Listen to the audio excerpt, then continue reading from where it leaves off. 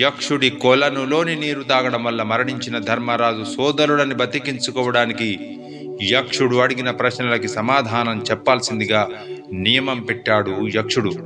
అందుకు ధర్మరాజు సరేనన్నాడు. అప్పుడు యక్షుడు తన ప్రశ్నల వర్షాన్ని ఈ విధంగా కురిపించాడు. భూమి కంటే భారమైనది ఏది? జనని. ఆకాశం కంటే ఎత్తైనది ఏమిటి? తండ్రి. గాలి కంటే వేగమైనది ఏది? మనసు. నిద్రలో కూడా కన్ను మూయనిది ఏమిటి? చేప.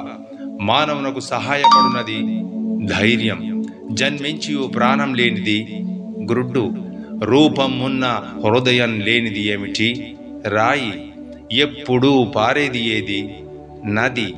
రైతుకు ముఖ్యమైనది ఏమిటి? వర్షం. పరలోకానికి మార్గం ఏది? సత్యం.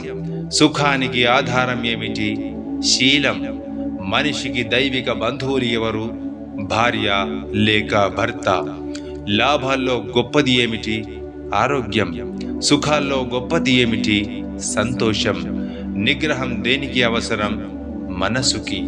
అన్నం జలం యొక్క జన్మస్థానం ఎక్కడ? భూమి. లోకాన్ని కప్పి ఉన్నది ఏమిటి? అజ్ఞానం. జ్ఞానం అంటే ఏమిటి? మంచి చెడుల వ్యత్యాసం తెలియడం. దయ అంటే ఏమిటి? ప్రాణులన్నింటి సుఖం కోరుకోవడం. పండితుడెవడు? ధర్మం తెలిసినవాడు. సంతోషంగా ఉండేదెవరు? అప్పు లేనివాడు. ఈ విధంగా యక్షుడు అడిగిన ప్రశ్నలన్నింటికీ సరి అయిన సమాధానం చెప్పడం వల్ల ధర్మరాజు యొక్క సోదరుణ్ణి మళ్ళీ బతికించాడు యక్షుడు. Thank you very much.